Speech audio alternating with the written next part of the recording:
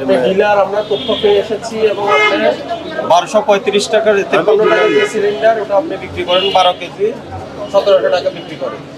আপনি পেট্রোম্যাক্সের ডিলার, আপনি 1253 টাকার গ্যাস সিলিন্ডার আপনি 1700 করে বিক্রি করেন। এই যে যত মানুষ আছে এখানে দাঁড়াইছে সবাই অভিযোগ করছে। না, এই প্রতিষ্ঠান ট্রেড লাইসেন্স করা আছে না, তাহলে আপনার ক্যাশ ফ্লো বই থাকবে। আপনি ক্যাশ ফ্লো দেন না কেন? আগে করলে এখন দেন না কেন? আপনি আজকে কত বিক্রি করছেন লেখা নাই। আপনারা তো ডিলার, জি আপনাদের কাছে কি কোম্পানি বেশি দামে বিক্রি করেছে?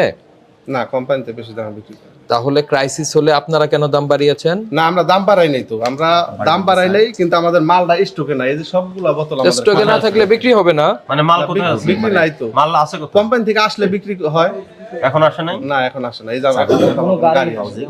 আজকে কালকে 2 দিন পর্যন্ত আমার কোনো গাড়ি আসে না। আমি ডাইরেক্ট আচ্ছা, গাড়ি যদি না আসে তাহলে মাল থাকবে না, বিক্রি হবে না, কিন্তু 1700 টাকা বিক্রি হবে, 2300 টাকা বিক্রি হবে কেন? না, এটা তো 2300 টাকা 1700 টাকা আমরা বিক্রি আমাদের। করেছেন এই যে পাবলিক যারা কিনেছে তারাই বলেছে। আপনাকে কি কোম্পানি বেশি দামে বিক্রি করেছে? না, বেশি দামে বিক্রি করে নাই।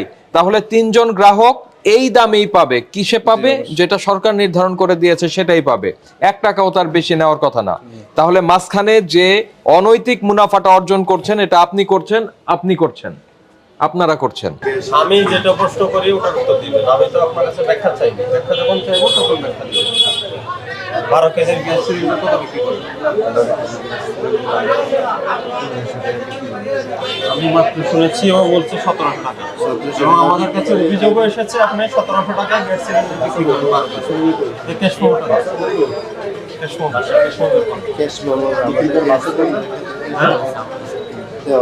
কি বলছে দেওয়া হয় না? দেওয়ার নিয়ম নাই না? আপনি দেন না? আপনি দেন না নাকি নিয়ম নাই কোনটা?